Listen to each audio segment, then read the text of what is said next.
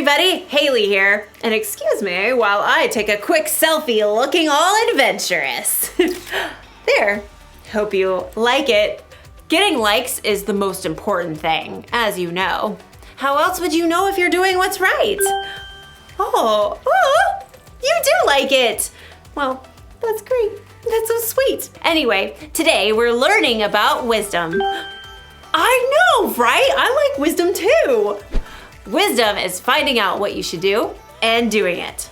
Wisdom can help you know where to go, what to do, who to be friends with, what to wear, like this super chic leather jacket. Yeah, some love for the jacket. And how about this hat? Am I right? Oh, the hat's no good, huh? Well, this is my favorite hat. Oh, well, the phone knows what's best, I suppose. How about this one? Oh, good. This one's better.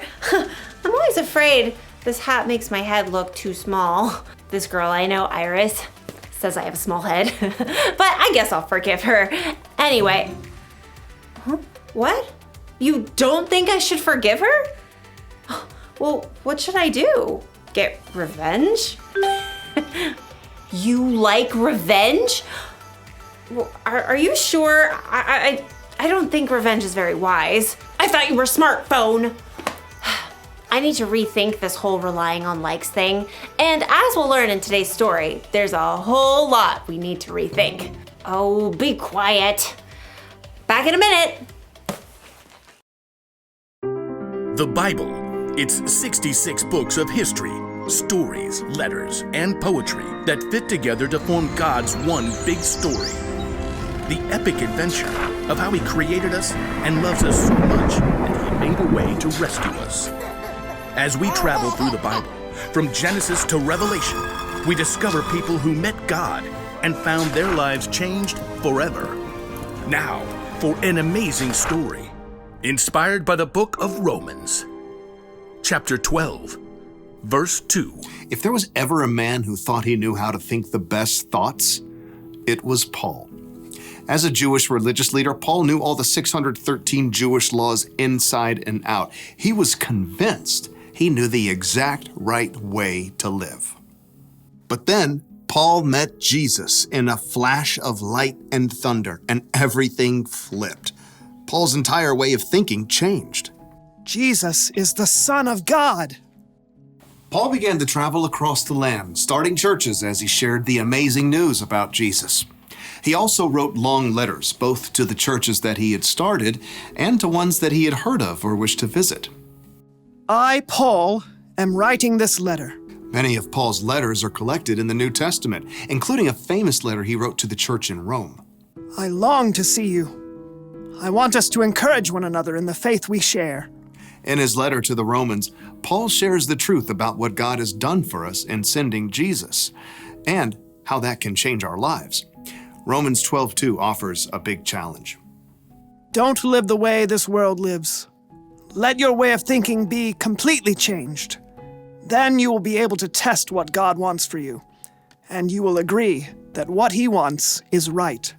His plan is good and pleasing and perfect. Paul knew all about having a mind makeover, but changing your thoughts isn't easy. Whatever you do, don't think about an elephant. Do not think about an elephant. You're thinking about an elephant. It's really hard to control your thoughts. When Paul says don't live the way this world lives, he's saying don't let this world push you into thinking and saying and doing things. Imagine that you're modeling clay. Modeling clay can be turned into all sorts of cool stuff, like this, or this, or even this. The problem is, no matter how much you shove it around and shape it, modeling clay doesn't form anything that lasts.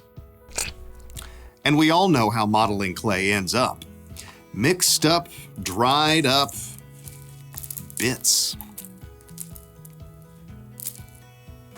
We can get squashed too when we let the world around us tell us how to act, what to say, what to wear, what to play. We run from one thing to the next without stopping to think about what really matters. That's why Paul reminds us next, let your way of thinking be completely changed. We all know it's really hard to change your thoughts just by trying hard.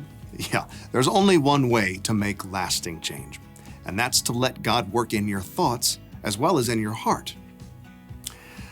Imagine this is your brain, and throughout the day, it begins to boil with a gazillion thoughts. Oh, why do I have to get up now? I hate school. I can't believe I have Miss Wells this year. She's the most boring teacher ever. Everyone else has a better lunch than I do. I can't run a whole mile in PE. It's not fair I have to finish my homework before I can play my game. You can't make all those thoughts change in an instant, but you can invite God to begin to change those thoughts for you. And as you spend more time focused on God's words written down in the Bible and spend time with others who follow God, your thoughts will begin to shift. Trust in the Lord with all your heart. Do not depend on your own understanding. Don't worry about anything. No matter what happens, tell God about everything. God's peace will watch over your hearts and your minds. I am absolutely sure that not even death or life can separate us from God's love. Over time, new thoughts will replace the old anxious ones. God will begin to change you from the inside out. Now, you're no longer modeling clay. Instead of being pushed around from the outside, you have a brand new way of thinking. Paul writes, Then you will be able to test what God wants for you, and you will agree that what He wants is right. His plan is good and pleasing and perfect. when something difficult happens, you can stand strong and ask God to show you what to do and what to say. And the more you invite God to change what's happening in your head, the more you grow day by day in wisdom.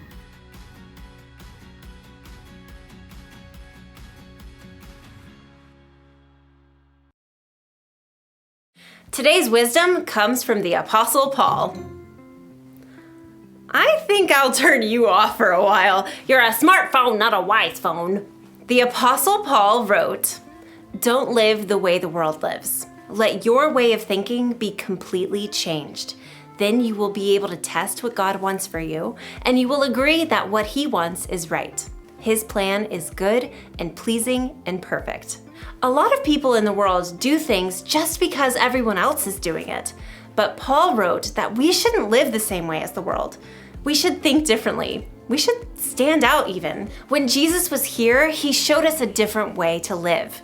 A way where we don't just like, but love everybody, even our enemies. People were drawn to Him because He was so different. And when we believe Jesus is who He says He is, that He died for us and came back to life in 3 days, the Holy Spirit will help us to change from the inside out.